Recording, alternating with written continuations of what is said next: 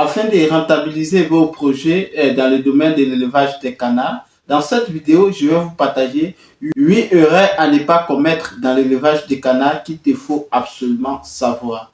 Alors, nous allons en parler juste après le générique.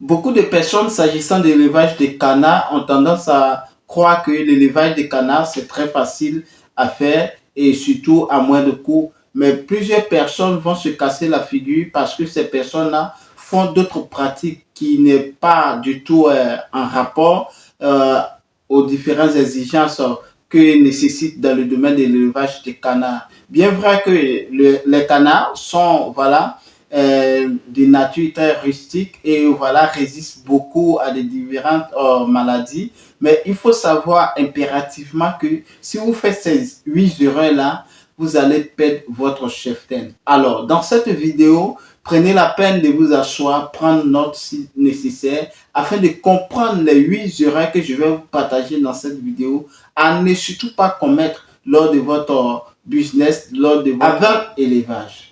Avant de présenter ces 8 erreurs, permettez-moi de me présenter. Pour vous qui ne me connaissez pas, salut à tous, bienvenue sur cette chaîne. Moi, je suis Kwame Ferdinand, je suis agripreneur, négociant de matières premières. Je suis spécialisé dans les cultures pérennes telles que le cacao, les noix de cajou, les palmiers à huile. Je suis également négociant spécialisé dans les céréales. Sur cette chaîne, nous parlons de business, nous parlons d'investissement, nous parlons de l'élevage, nous parlons de l'agriculture. Nous faisons du coaching personnalisé. Nous parlons aussi de la politique agricole. Sur cette chaîne également, nous plongeons au cœur des paysans, producteurs de matières premières, afin de montrer leur quotidien, partager leurs cris de cœur et opter pour une solution rapide et efficace dans le but de contribuer au développement rural en apportant notre expertise favorable à leur réussite, tout en se servant de mise en relation entre producteurs et acheteurs sur les marchés nationaux et internationaux. Nous mettons également l'accent sur l'éducation entrepreneuriale christocentrique sans tabou. Donc, si vous êtes en quête d'informations judicieuses, capitales pour le développement de vos business, ou vous comptez lancer dans le domaine de l'entrepreneuriat, vous ne savez pas dans quel domaine exactement, donc je vous conseille dans le domaine agricole, car on a beaucoup à se faire et dedans. Voilà, donc soyez les bienvenus. Si vous n'êtes pas encore abonné à cette chaîne, alors n'hésitez pas à vous abonner, à liker cette vidéo, à partager cette chaîne massivement autour de vous afin d'agrandir la communauté. Surtout, n'oubliez pas d'activer la cloche de notification afin de recevoir en permanence nos publications sur cette chaîne. Si vous êtes déjà abonné, alors merci. Alors sans plus tarder, nous allons plonger dans le vif de notre sujet s'agissant des 8 erreurs primordiales à ne surtout pas commettre dans l'élevage des canards. La première erreur, c'est quoi? La première erreur est que le mauvais choix des reproducteurs. Alors, il faut savoir que lorsqu'on choisit mal les reproducteurs, notre élevage, le rendement que nous voulons faire ne peut pas être au point.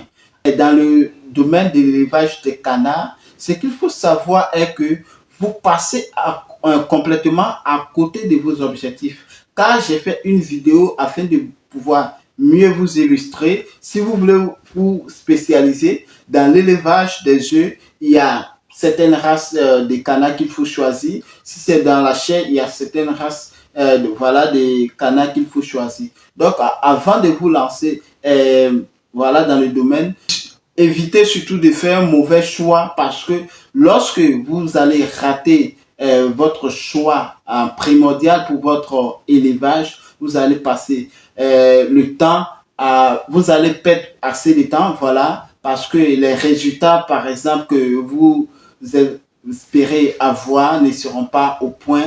Et ça, dans le domaine de l'élevage des canards, plusieurs personnes s'égarent avec. Donc, comme deuxième erreur à éviter, la mauvaise construction ou aménagement de vos sujets. C'est-à-dire, lorsque vous voulez vous lancer dans l'élevage des canards, il faut savoir que il est primordial de pouvoir sécuriser voilà, vos sujets, les cannes, les canetons et autres. Donc, pour cela, il faudrait que vous vous formiez pour pouvoir être capable de pouvoir, ne serait-ce que le minimum, sécuriser vos sujets. C'est-à-dire que vous devez avoir des bâtiments qui répondent aux normes, voilà, dans votre élevage. Oui, vous êtes primo dans le domaine, vous ne savez pas quoi faire, raison pour laquelle j'ai fait plusieurs vidéos à ce sujet-là. Vous avez fait, voilà, le choix de vos reproducteurs et même si vous n'avez pas les bâtiments ou l'aménagement nécessaire pour votre canard, il faudrait que vous sachiez que vous allez tourner en rond et vous risquez de ne pas atteindre vos objectifs. Pour cela, il faudrait que vous puissiez faire un aménagement propice et idéal pour l'élevage de votre canard. Concernant l'aménagement de vos différentes structures, je ferai une vidéo là-dessus pour pouvoir mieux vous expliquer, pour pouvoir mieux vous présenter de A à Z comment est-ce qu'il faut aménager votre site.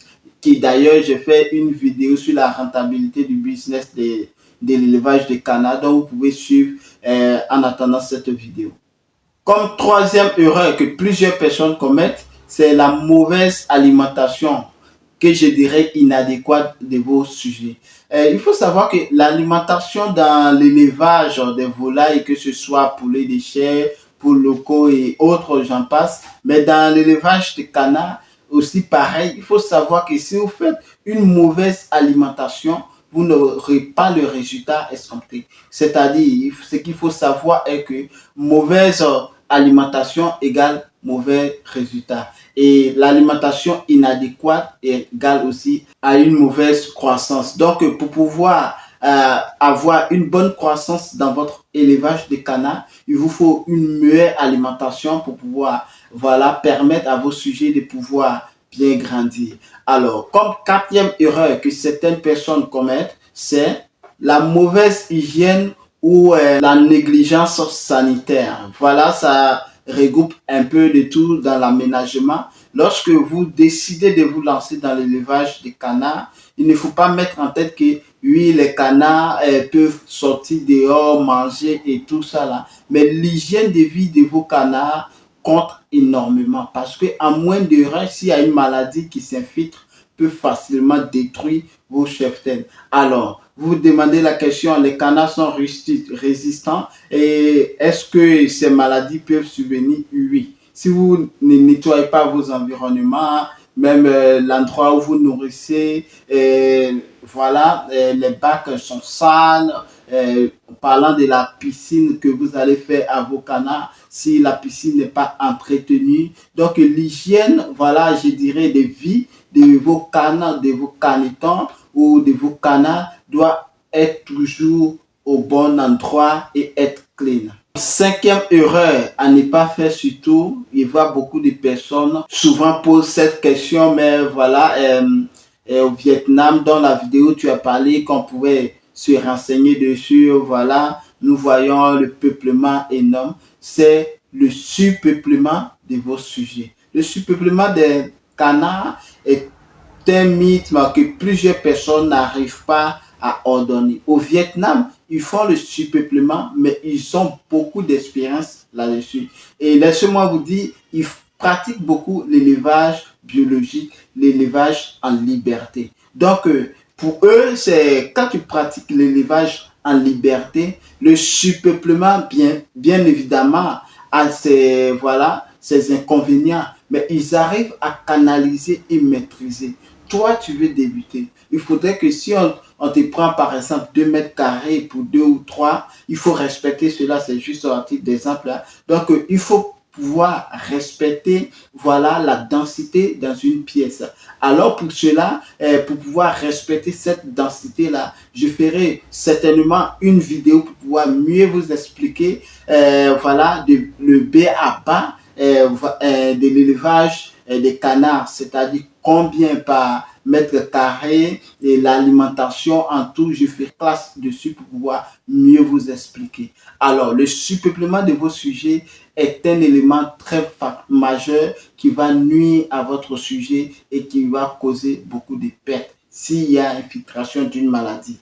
ce surpeuplement-là peut amener même les sujets à voilà, à se picoter, voilà, c'est-à-dire le cannibalisme.